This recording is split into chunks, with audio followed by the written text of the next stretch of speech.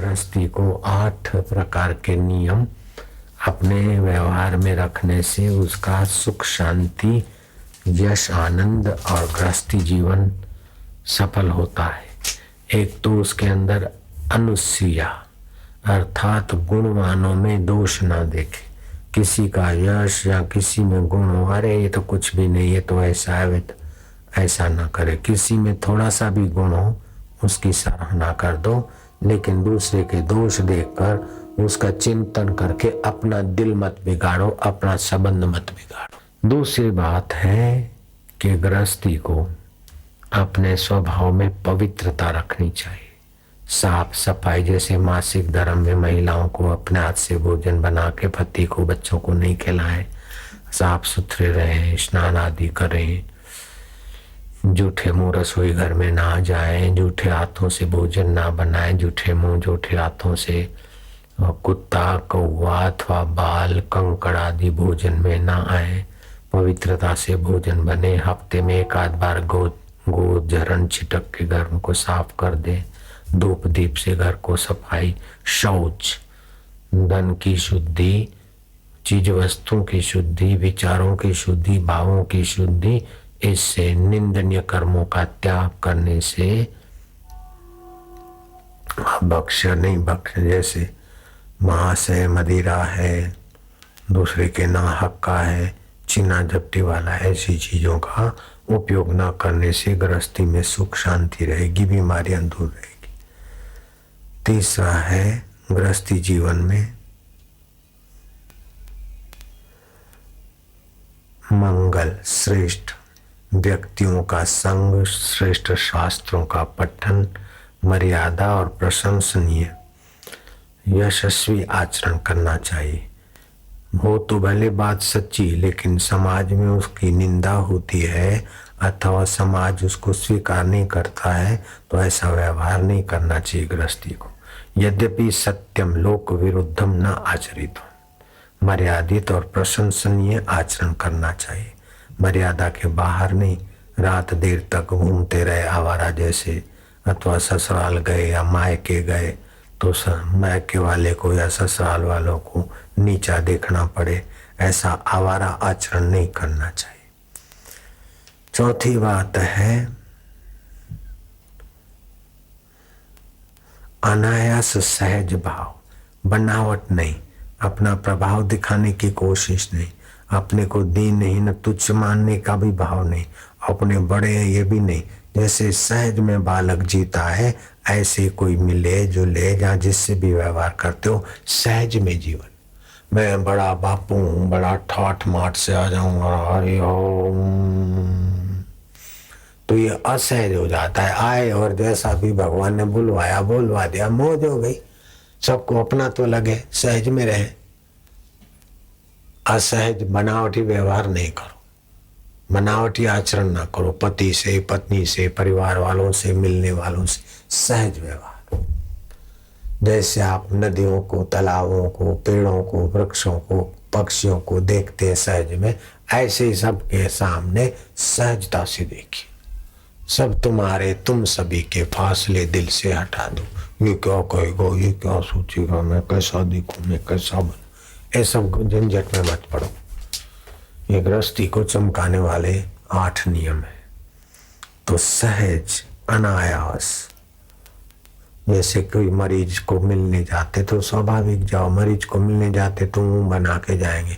और मरीज भी ऐसे हरामी कि अभी अभी रेडियो सुन रहे थे, वो मौसमी चाट रहे थे, बिस्किट खा रहे थे, अखबार पढ़ रहे थे। जब देखा कि मिलने वाले आ रहे तो बस मरीज भी बेईमानी करे और देखने वाले अभी नीचे हंसते हुए आ रहे, और मरीज को देखने गए तो मुंह बना लिया, हमने तो सुना तो हम तो बड़े दुखी हो गए। झूठा बेईमान कहीं का,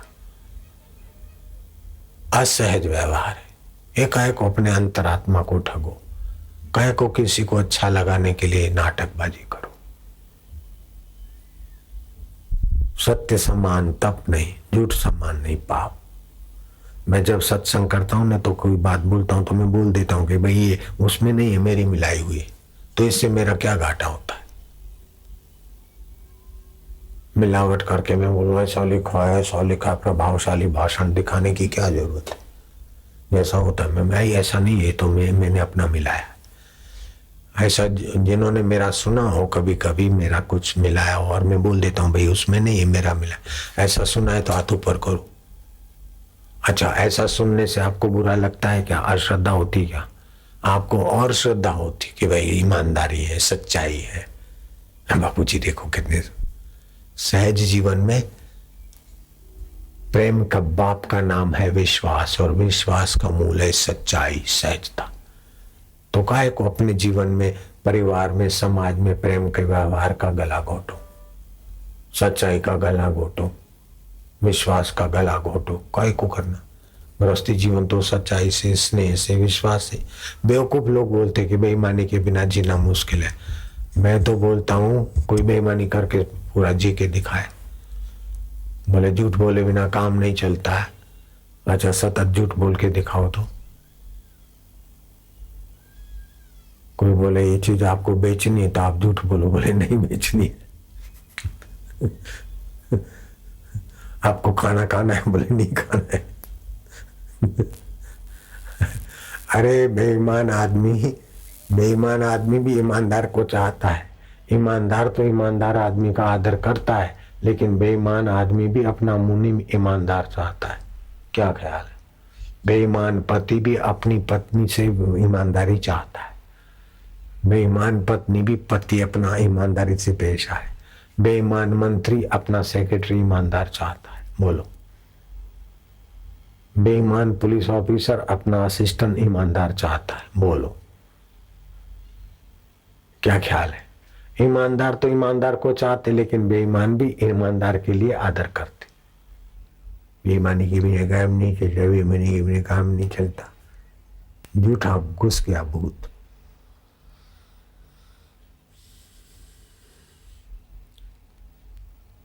तो एक अनायास जीवन, सहज जीवन।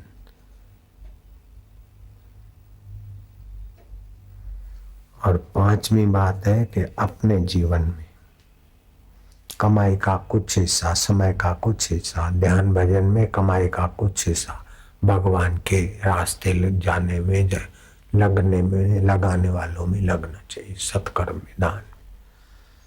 छठी बात है कि अपने इंद्रियों को रोकने की ताकत होनी चाहिए। देखा जरा छट्टा चरपरा और मुंह में आ गया पानी, खा लिया। अरे बेवकूफ, अभी तो चाय पी है, दूध पिए हुए, दूध वाला चाय पिया है तो 2-2.5 घंटे के बिना कोई खाया तो आगे चल के चमड़ी की बीमारियां होंगी, कोढ़ की बीमारियां होंगी। तो अपने मन को जरा संयत रखने की ताकत होनी चाहिए। जरा ठंडी आई तो सह लिया, गर्मी आई तो सह लिया, कभी किसी ने कड़वा मीठा व्यवहार किया तो चलो थोड़ा सह लिया। थोड़ा दम होना चाहिए। जरा जरा बात में चिढ़ जाए, जरा जरा बात में मैं तो नहीं रहूंगी, मैं तो मायके चली जाऊंगी, लौट के नहीं आऊंगी, तो झक मार फिर अपने आप, मैं तो दूसरी कर लूंगा, मैं तो ये कर लूंगा, वो भी जूते सुंघाएगी, फिर क्या करेगा?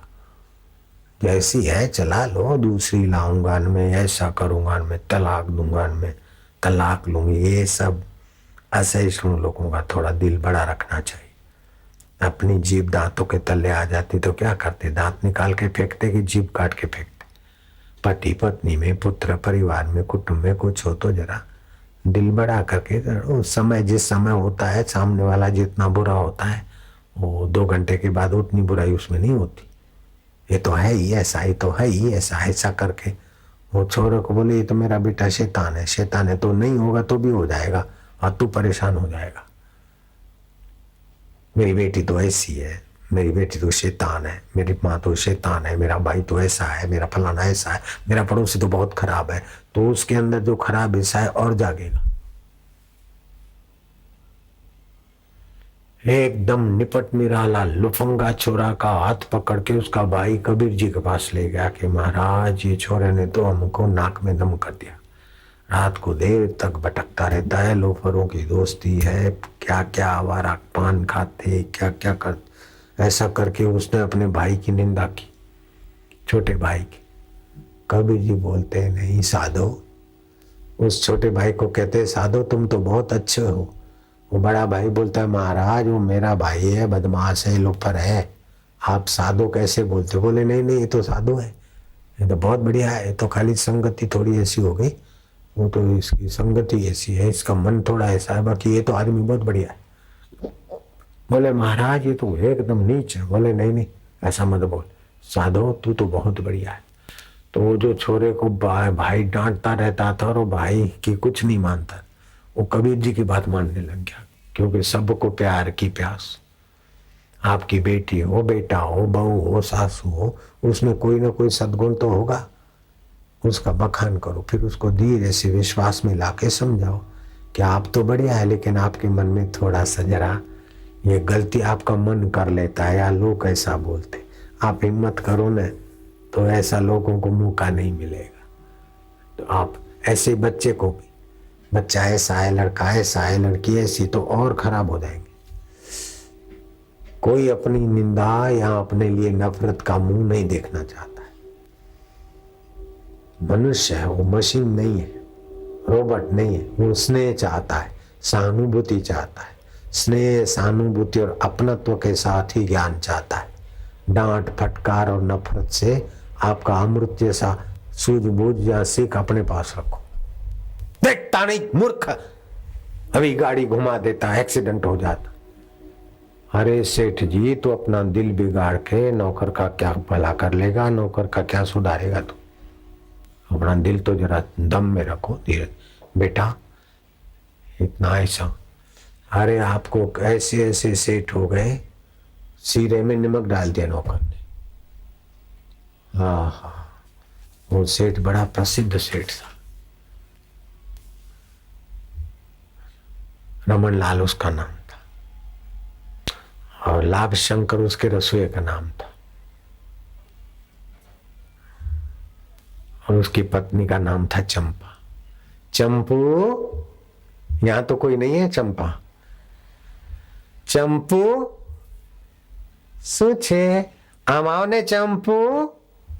आई कि रसोई ने आज जल्दी में गलती से जो हलवा बनाया है उसमें नमक डाल दिया है शक्कर की जगह पे।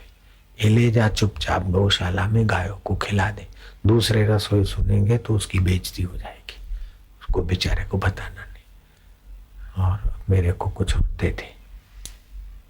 और सब लोगों का नाश्ता 25-30 आदमी है, वो लोग खाएंगे तो उसकी मश्करी उड़ाएंगे। सारा उठा ले, जल्दी जल्दी गौशाला में छोड़ के आओ, दूसरे नौकर को मत देना, नहीं तो बात खुल जाएगी। वो सेठानी चंपू खिला दे। फिर लाभ शंकर को बुलाया रमन लाल ने कि भाई लाभ शंकर तेरी आंखें लाल लाल है, क्या है? बोले सेठ जी रात को मैं जगा था, पत्नी बीमार थी, को प्रसूति की थोड़ी तकलीफ थी और डॉक्टरों ने बोला ये है वो है। अरे अच्छा, तो किसे तो रात को नहीं सोया? कि सेठ जी नहीं सो पाया। अरे गांडा भाई, थोड़े पैसे दे दे, जा आराम कर, अपनी पत्नी का दवा कर। उसको बोला नहीं कि बेवकूफ तो नहीं सो किया, समय तो बीत गया, थोड़े दिन ये घटित घटना है। गुजरात का रमन लाल सेठ नर्मदा किनारे फिर उसने भजन किया और भगवान ने उसको दर्शन भी दिए। जहां अपना आश्रम है उससे 2-3 किलोमीटर अंतर पे उन्होंने अपना मकान बनाया था, व्यासपेट में। रमन लाल ने बिल्कुल पक्की बात, पक्का एड्रेस बता। फिर कुछ दिनों के बाद सेठानी ने कहा कि अरे पगले, तेरे को पता है कि जिस दिन तेरी पत्नी बीमार थी तो तूने नमक डाल दिया था शक्कर के बदले, और फिर गौशाला में जाके ऐसे रानी क्या? अरे तो फिर बोले ऐसे ऐसे सेठ जी ने, अब नौकर का हृदय तो सेठ के लिए पानी पानी हो गया। अरे तो सेठ है कि भगवान है, मैंने इतना बिगाड़ा फिर भी मेरे को पैसे दिए और मेरे को इतना प्यार से मेरी इज्जत रखी। सेठ के लिए इतनी, अब सेठ का तो 20 आदमी का तो वैसे ही खाना खराब हो चुका था, अपना दिल खराब नहीं किया, उसकी नींद खराब नहीं की, उसका भला कर दिया, उसकी इज्जत रख दी, तो सेठ की इज्जत कितनी बड़ी हो गई। रमनलाल को पता ही नहीं था कि बापू आसाराम उदयपुर में मेरा नाम लेंगे भगवान की कथा में। जीवन जीने का तरीका है, वो परदेश से उसके जहाज आते, कलकत्ता में उसके गोदाम थे, यहाँ भी कच्छ बच्छ में भी था काम। घाटा पड़े तो भी हृदय में समता, और बढ़ जाए तो बोले भगवान ने गरीबों को लिए बांटने के लिए दिया। एक बार वो कलकत्ता के तरफ अकाल जैसा पड़ा और उसके गोदाम को तोड़ फोड़ के गरीबों ने खा पी लिया, उड़ा लिया। सेठ को खबर आई तो सेठ ने बोला कि मैं सोचता था कि कमाई का कुछ हिस्सा तो देते हैं, लेकिन अब गरीब है तो थोड़ा ज्यादा ऐसा करो। मैंने देने में देर की तो जिसके थे वो लोग और जिसने कमाई कराई उसने अपना काम करवा लिया, मेरे से बोझ आ गया। और क्या हुआ, मेरे को बांटना था लेकिन मैं ढीला पड़ा तो भगवान ने बंटवा दिया, और इसमें क्या बड़ी बात है। थोड़ा नफा ज्यादा हुआ तो बोले चलो संभालने की जिम्मेदारी दे दी, अपना विश्वास पात्र मानकर। घाटा पड़ गया, बोले जिम्मेदारी ले ली। अपने तो आए थे बिल्कुल खाली, नेकेड, कपड़ा भी था नहीं, अभी भी नफे में, सब चला गया तो भी नफे में। सोचने का तरीका देखो कितना बढ़िया है, टेंशन ही नहीं। और फिर सब संपदा ये वो जो था वो देख के नर्मदा किनारे भजन में रहे। ऐसे आदमी संसार से निर्लेप होकर ईश्वर प्राप्ति में सफल हो जाते। तो अपने जीवन में दम भी होना चाहिए परिस्थिति को ठीक करने का, और दान, हृदय में दया, ये 8 सद्गुण अत्रि संहिता में लिखा है। सदग्रस्त के जीवन में हो तो सदग्रस्त संसार में रहते हुए भी भगवान की प्राप्ति में अग्रसर हो सकता।